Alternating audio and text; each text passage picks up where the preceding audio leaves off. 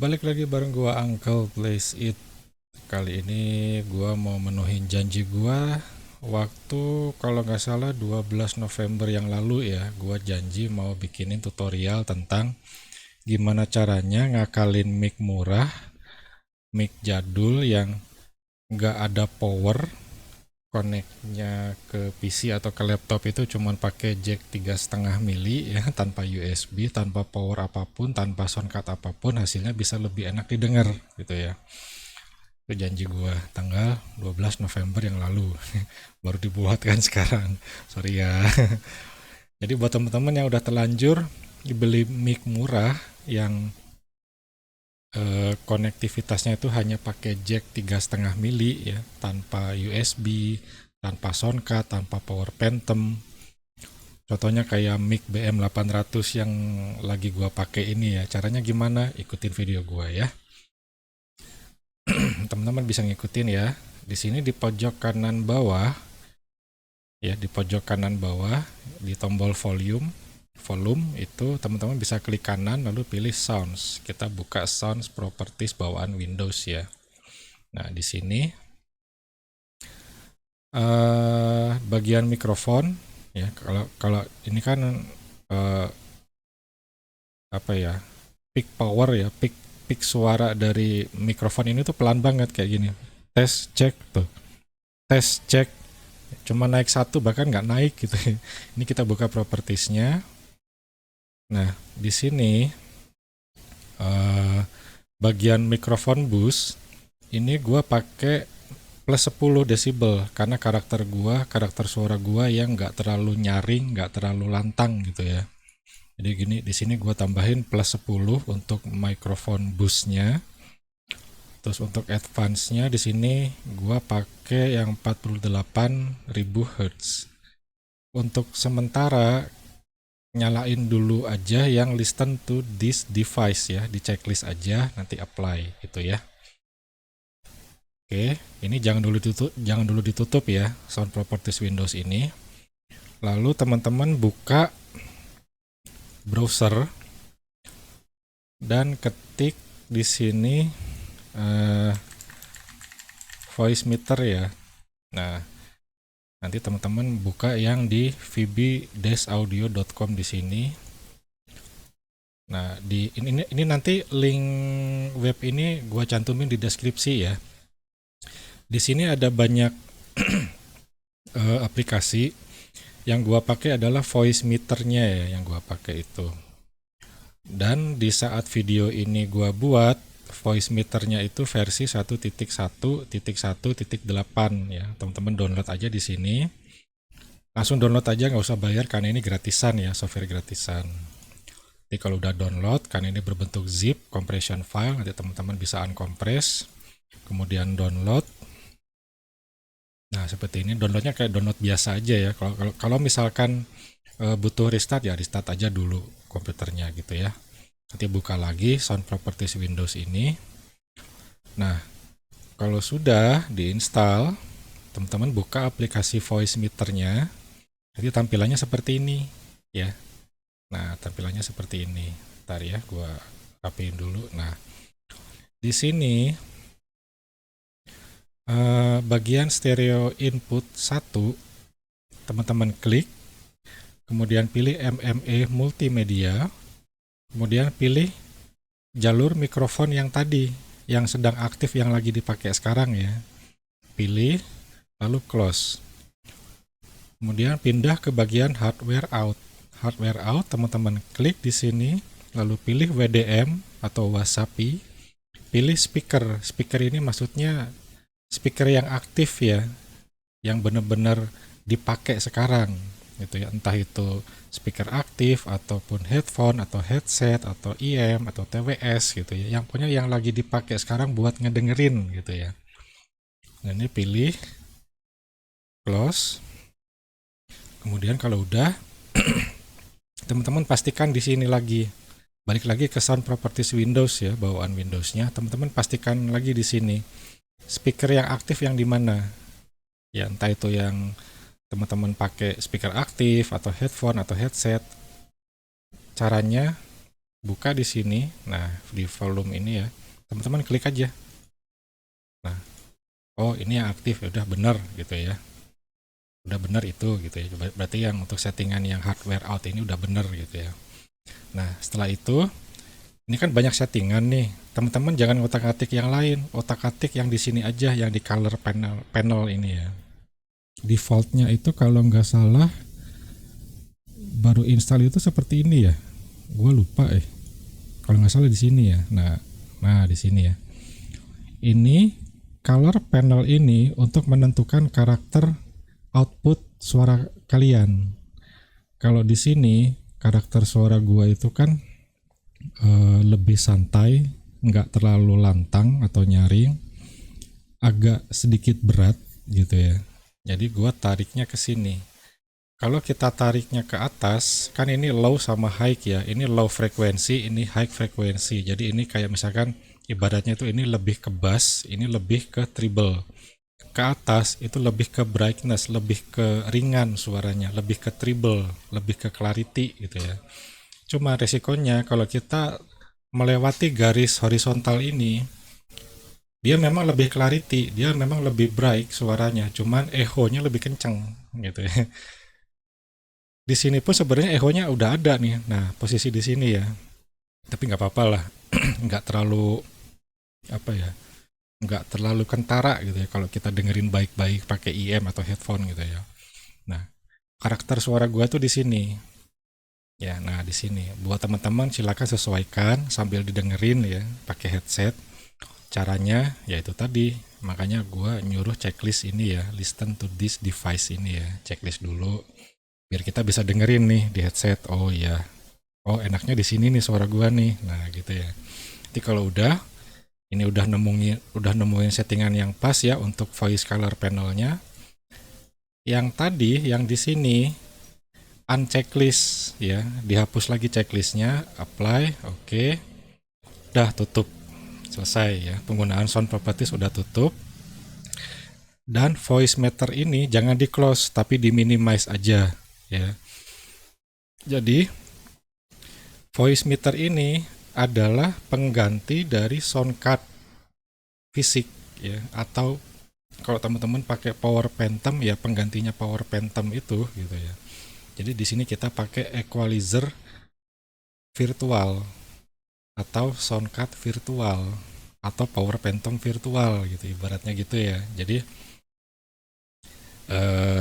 kesimpulannya itu gua nggak pakai atau gua nggak punya sound card bang, gua nggak punya Power Phantom bang, ya udah pakai virtual aja gitu. Contohnya apa ya, voice meter ini gitu ya. Makanya ini jangan di close kalau teman-teman mau pakai mic-nya gitu, entah itu via OBS Studio atau apapun itu ya. Kalau selama itu teman-teman mau pakai mic, ya udah buka aplikasi voice meter lalu minimize, udah gitu aja ya. Oke, di sini gua nyontohinnya pakai OBS Studio nih untuk proses recording atau live streaming gitu ya.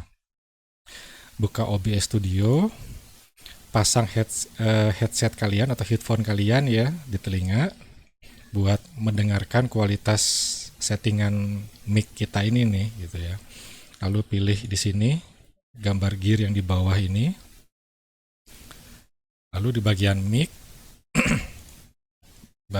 ini teman-teman pilih monitor and output biar kita bisa ngemonitor suara mic kita gitu ya, hasil settingan kita gitu.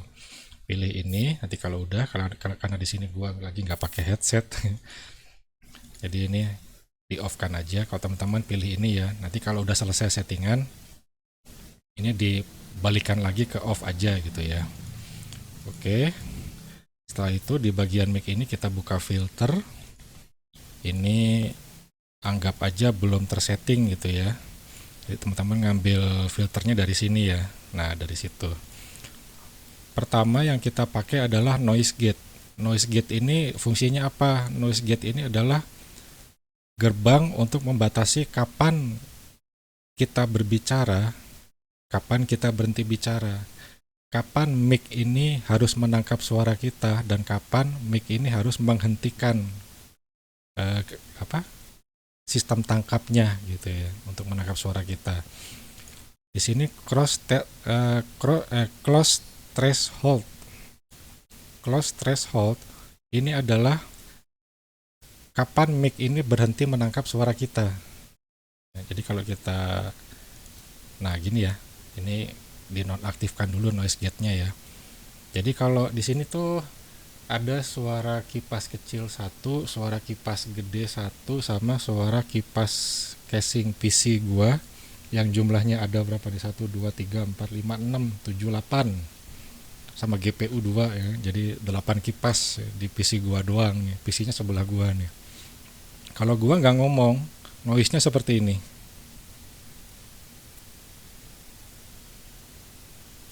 Di minus 55 ya. Nah, makanya itu di sini gua pakai noise gate. Jadi dia semacam gerbang pembatas noise gitu ya. Di sini gua simpan di min 60 desibel untuk close-nya. Karena di sini batasnya cuma minus 60, ya udah gua simpan aja di minus 60 gitu ya. Kalau teman-teman mau nyoba minus 70 ya silakan aja gitu ya.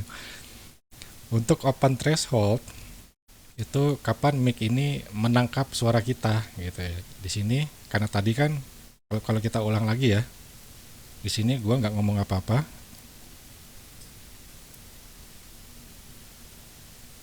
Minus 55. Makanya di sini open threshold gua mencari titik aman aja yaitu di minus 50. Jadi di saat minus 50 desibel mic ini mulai menangkap suara gua. Termasuk suara keyboard seperti ini. Gitu ya. Soalnya ini kalau gua tambahin misalkan minus 35 atau minus 30 lebih enak didengar sebenarnya gitu ya. Cuman ada semacam kayak telat nangkep gitu loh. Misalkan gua ngomong cek audio, nah ceknya itu hilang, baru mic-nya baru mulai nangkep di audio atau audio, nah gitu. Jadi gua cari aman aja, udahlah minus 50 toh tadi batas noise-nya di minus 55 gitu ya.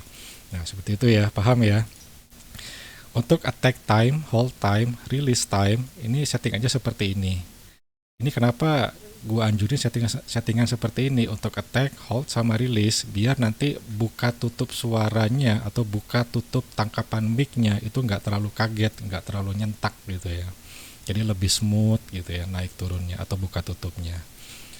Oke, untuk filter selanjutnya teman-teman tambahin gain. Gain ini apa? Gain ini ibaratnya kalau di sound properties Windows bawaan Windows tadi itu microphone boost.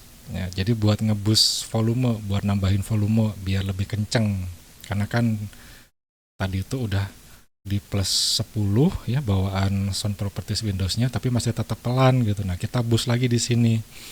Nah, di sini juga sama, sesuaikan dengan karakter suara teman-teman. Kalau suara teman-teman lantang, nyaring gitu ya. Suaranya keras gitu ya. Sesuaikan aja, mungkin teman-teman ada yang pakai plus 10 mungkin ya atau plus 5 gitu ya. Karena di sini suara gua nggak terlalu nyaring, nggak terlalu lantang, apalagi kalau lagi main game juga kadang ngomong santai aja gitu ya. Gua pakai minus 20 gitu ya. Filter selanjutnya yaitu noise suppression. Nah, noise suppression ini untuk mengurangi noise ya, mengurangi suara noise terutama noise kalau teman-teman ngedengerin pakai headphone atau headset itu mic mic murah itu kekurangannya itu ada noise semacam kayak gitu ya. Nah itu di sini gua simpan mentok aja di minus 60 gitu ya, biar bersih sekalian tapi pakai spek untuk penggunaan CPU yang lebih rendah biar nggak terlalu berat komputernya gitu ya. Teman-teman bisa aja pakai yang ini RR Noise, dia kualitasnya lebih bagus tapi kayak ada delay untuk penangkapan suaranya, untuk ngebuka mic-nya untuk nangkap suara kita gitu. Itu kayak ada delay gitu, kayak gak enak didengar aja gitu. Makanya gue pakai spek aja. Gue taruh di minus 60, jadi benar-benar di mentok paling bawah gitu ya di sini di indikator audio ini. Udah selesai. Untuk filter selanjutnya yaitu kompresor. Nah, kompresor ini sebelum gue jelasin, ini rasio gue simpan di 10, jadi 10 banding 1 threshold. minus 10 desibel. Attack-nya 1 milisecond. Attack ini kenapa gua set di 1 milisecond, biar dia langsung ngetek aja gitu untuk apa namanya, limit suaranya gitu ya. Rilisnya 60 milisecond, output gain 0, jangan ditambahin. Nah, sekarang penjelasannya. Filter kompresor ini apa, Bang?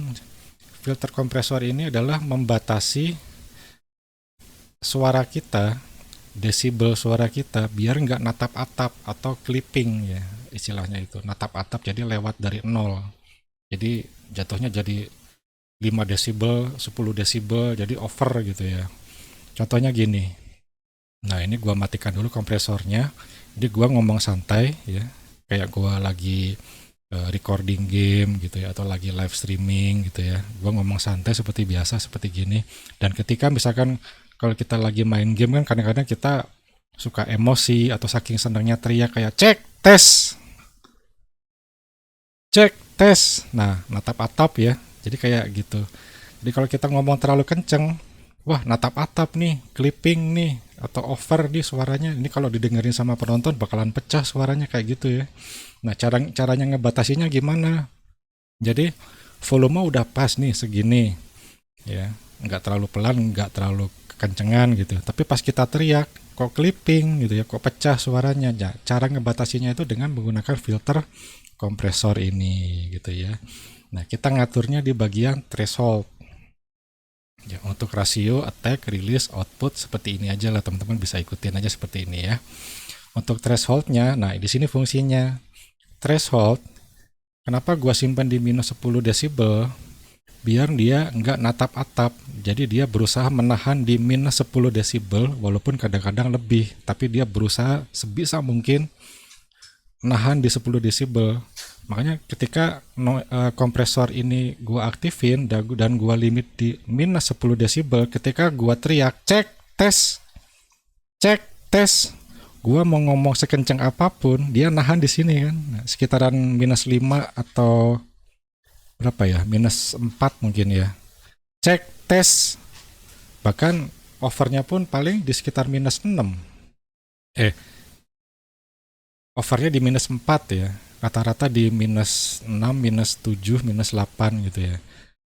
Cek tes, bahkan sampai mulut gua atau bibir gua nempel mic pun cek tes ya. Dia nggak sampai wah clipping ke atas bablas gitu. Akhirnya penonton atau viewers kita saat live streaming gitu ya, atau cuma recording gitu kan, ngomongnya kekencengan bang gitu. Suaranya sampai pecah gitu. Sampai clipping suaranya, dan nggak akan kayak gitu lagi gitu ya, selama teman-teman menggunakan filter kompresor ini. Udah segitu caranya, mudah-mudahan bisa dimengerti, mudah-mudahan cocok buat teman-teman yang sudah terlanjur membeli mic BM800 atau sejenisnya, merek-merek lain yang harganya di bawah 100.000 gitu. Yang suaranya nggak karu-karuan, nggak enak didengar, pelan juga karena nggak ada power gitu ya. Jangan dulu dibuang gitu ya, sayang. Jangan dulu dibuang, simpen dulu ya, bersihin lagi ya. Coba pasang lagi dan setting-setting seperti cara gua di sini gitu ya. Semoga bermanfaat. Jangan lupa like, comment, share, subscribe juga channel gua biar gua makin semangat untuk bikin video ke depannya. Sampai ketemu di kayaknya main game lagi kayaknya ya. Oke, bye bye.